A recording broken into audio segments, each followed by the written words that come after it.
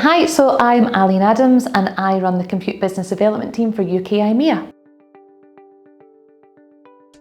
Okay, so that's probably a fairly easy question for me to answer because my entire career has been at HPE. In February this year, I reached my 25th year with the organisation, so I have been here straight from university. Gosh, that's a really good question. There's been so many over 25 years. I think probably some of the biggest milestones are when I've achieved things that I never thought that I could do. Like, I never thought that I could be a salesperson. I never thought that I would be a people leader. And here I am 25 years later, having achieved all of these things and a little bit more. So that's been a huge milestone for me. So many things, and it probably sounds a bit, I don't know, silly, but the people and the culture for me. If I look at my phone, probably 40 or 50% of the people that are on there are people who I have met through my career at HPE, people that I choose still to have in my life. I fit well here. My values are met. I believe in what the organisation does, and I think that actually we often don't talk about that enough. You know, we've got the strap line of we advance the way people live and work, but you know what? We do. We make a difference to the way people live, we make a difference to the way people work, and that makes me proud.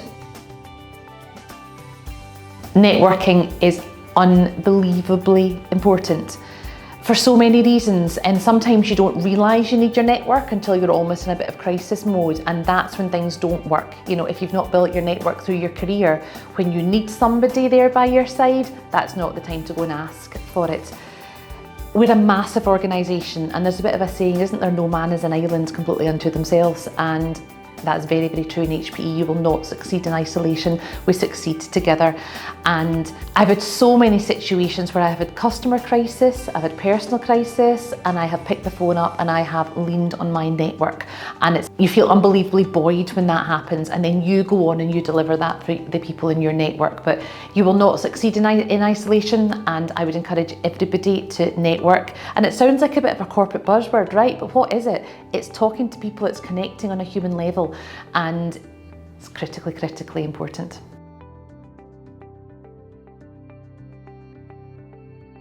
How did Site2Site begin? So, last year I took part with a group of people and we did the 3 Peaks Challenge, right? It was incredible. We did Ben Nevis, we did Scafell Pike, we did Mount Snowdon in just over 24 hours, and it was an incredible experience.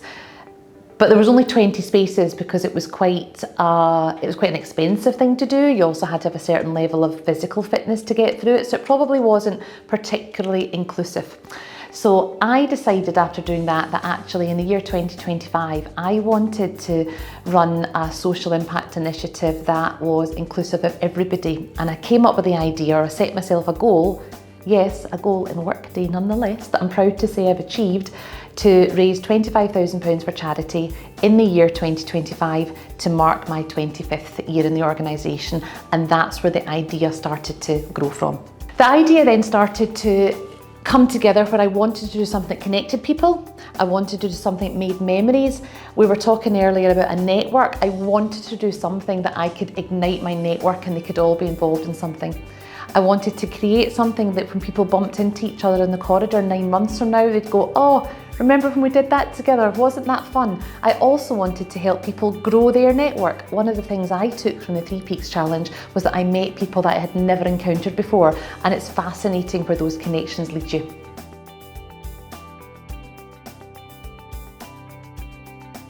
Quite honestly, when we came up with the idea of a relay, a physical relay to connect our offices from Erskine through Manchester, from Bristol and down to London, the biggest challenge was probably myself.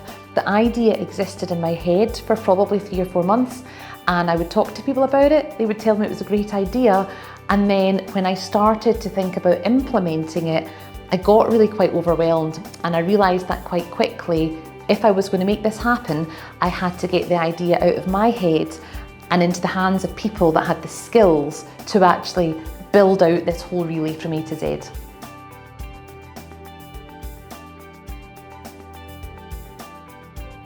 Advice is probably really easy. Get the right people around you pretty quickly. They're often interns. So I had a team of phenomenal interns last year that believed in the idea, that built the route for me, that helped me with the communications, that helped me assess the interest. I couldn't have done it without them. These ideas, a bit like we were talking about, you'll not succeed in isolation in your career, you'll not succeed in isolation with an initiative like this. You need to get a core pack of people around you, and that was what I did, and it's thanks to those people. I had the idea, but it's thanks to the team of people around me that we were able to have such an incredible initiative.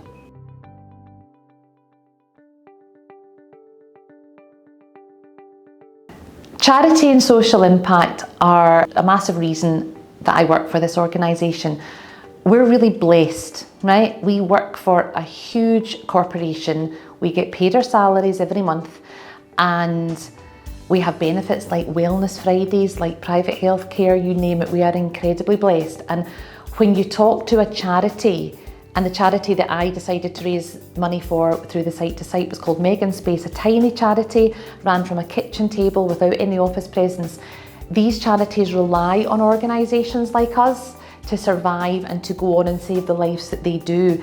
So it's great for us. We have fun, right? While we did the Site2Site initiative, we had fun. We were running and jumping and swimming and creating social media posts and having a laugh. But the serious side of that was that we were raising money to help charities stay afloat. And that's a real privilege.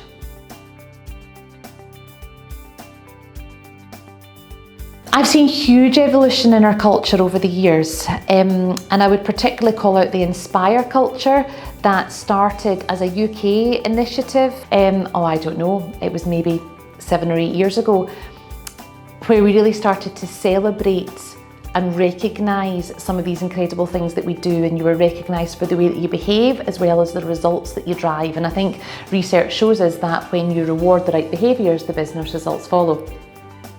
We then became a UK IMEA organisation a few years ago now, and one of the things that I noticed there was that it was quite hard to expand our Inspire, this is just my personal experience, our Inspire culture across a geo that's very different. We have different working days, we have different cultures. So I had personally felt as if I wasn't touching the Inspire culture quite as much, and one of the reasons for doing Site2Site was I wanted to regenerate that. And it was a difficult decision. You know, could I have taken Site2Site across UK IMEA? I just don't think I could have done. I think it would have been too complicated. So I made the decision to start with the UK. And I think it probably was the right decision. And actually, if you watch this space, we're about to take the Site2Site global. So it can be coming to a geo near you soon.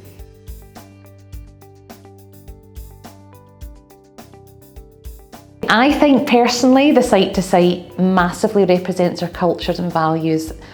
It brought people together. We have the strapline about being a force for good, and that's exactly what we were. All of our behaviours, like we before I just think something about this initiative embodied all of these wonderful things that we do, and people got behind it. The people that work for HPE cared about HPE, they cared about our brand, they wanted to be part of this. I had thought, if I'm honest, when I started this off, that this would be Aline and a band of her friends trying to get the element from A to Z. It flabbergasted me. I think maybe 20% of the people that took part were people that I know really well, that I built my network up for, but 80% were people who didn't even know me, who had never ever met me before, but they were inspired by the adventure, they wanted to be part of it, and they wanted to be part of something special, and my goodness, they were.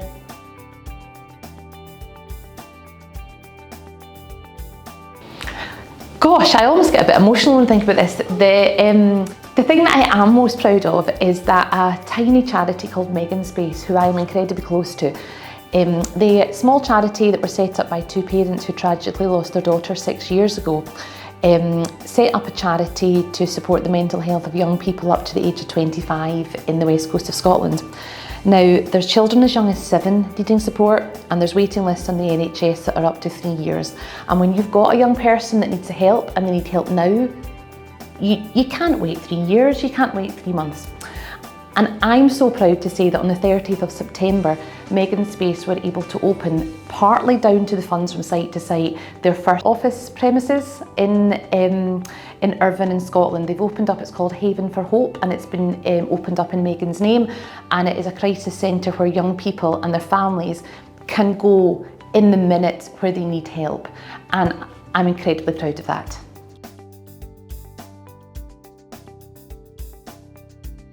I think we continue doing what we're doing. I think what was interesting for me is that getting behind a small local charity was incredibly meaningful, and I think that was partly behind the success of Site2Site. So each of the different offices selected their own charity that meant something to them, because I did think maybe I could have mandated that all of the funds raised by Site2Site went to Megan's Space, but actually, how much does somebody in Manchester or Bristol or London really care about that? So each site picked their local charity, and that was really fascinating for me to see the results of that, because we work with a lot of corporate charities that are utterly incredible. But I really enjoyed working with a small local charity and really making a difference. And I'd like to maybe see us evolve in that way as we go through future years.